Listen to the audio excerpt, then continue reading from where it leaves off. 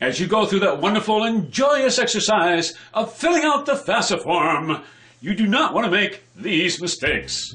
Don't list your home assets. For example, the FAFSA form is not asking you for the value of the equity in your home. They don't want to know the value of your boats, your cars, your jewelry, your furniture, any of that sort of stuff. But they will be asking you the value of any secondary home or any real estate investments. Do not list your retirement assets. The FAFSA form doesn't ask you to list your 401ks, your IRAs, or any other retirement programs. Some people misinterpret the word investments for the word retirement. Your retirement money is not an investment. It's retirement money. A lot of people make that mistake of confusing those two words. If you are divorced or separated, the parent who fills out the form is the one with whom the child lives the longest during the year. So if your child lives with you for 6 months and 1 day, the parent who has that child for that 6 months and 1 day fills out the FAFSA form. The parent who is the legal custodial guardian, therefore, is not necessarily the one who fills out the FAFSA form.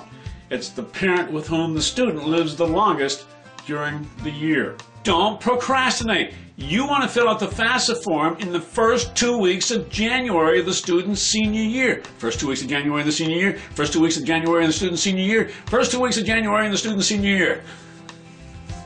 I'm sorry to repeat myself, but it's so critical that you get that FAFSA form done and use the previous year's tax return, not the latest one that you're waiting for. No, you want to get in line first when all that money is available, and you also don't want to be missing any deadlines that could affect your students' financial aid possibilities. So fill out the FAFSA form, please, in the first 2 weeks of January with the previous year's tax returns, and you'll be fine.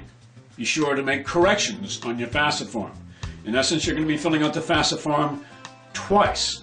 The first time will be, ideally, in the first 2 weeks of January of the student's senior year, where you will use the previous year's tax returns and W-2s to get your FAFSA form in early. And then when the latest tax returns come in, ideally in mid-February, you go back into your online form and make the corrections, change the numbers.